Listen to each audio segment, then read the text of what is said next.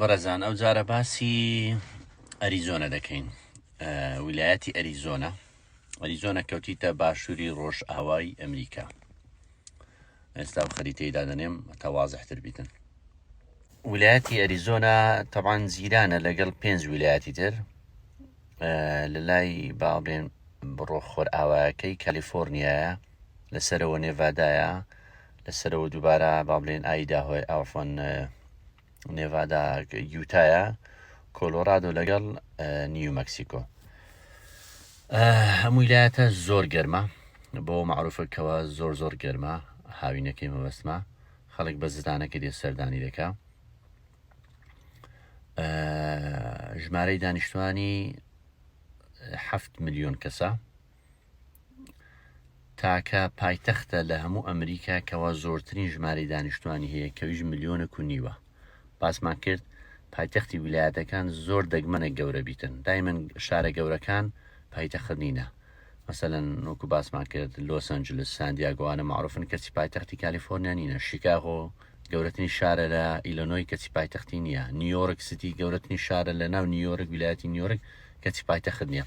بەڵام فینکس ئەو قاعدەشکاندێک گەورەترین شار عەفوەن گەورەترین با بڵێن یەکەم شوێنە، یەکەم پایتەختێکەوە زۆرترین دانیشتوانی هەیە لە هەموو ئەمریکا.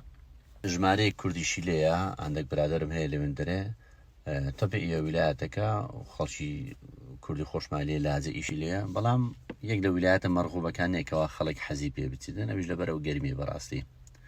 جینە ویلایەتەکە ناشنەڵ پارکی گەلک زۆرە، باڵێن پارکی نیشتیمانی، پارک حەدیقە زۆر گەورەی لێیە.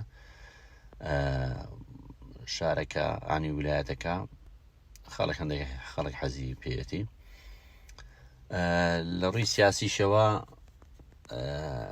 ماوەک شین بوو، سۆر بوو، مەبەستم کۆماری بوو، شینەکەش دیموکرات بوو، و ئاخیرەی لە سەردەمی بایدنی دیموکراتەکان بردیانەوە، کورسەکانی پەرلەمانی ئەوان بردیانەوە. بەڵام بەیەکە لە ویلایەتە سوینگەکانی پێ دەڵێن سوینگ ستیت، ئەو ویلایەتانەی کەەوە خۆیان یەکلای نەکردەوە، جارێک ئەوە جارێکەوە. مەسەلەن ئێستا کالیفۆرنیا ویلایەتەکە بە دیموکرات مەشهورە و خەڵاس. تێکساس ویلایەتەکە بە کۆماری مەشهورە، بەڵام ئەریزۆنێک لە ویلایەتانەیە کەوا یەکلای نابتەوە، منافەسە هەیە، ئەوانە سوینگیان پێ دەڵێن سوینگ ستیت. شتێکی تریش مابوو کە باسی کەم، ئەریزۆنا بۆ ئاخیرانە بووە ویلایەت لە ئەمریکا، 48مین ویلایەت بوو، تەمان زۆر بە درەنگ بووێ، توانم بڵێم ئاخیرەمینیش بوو.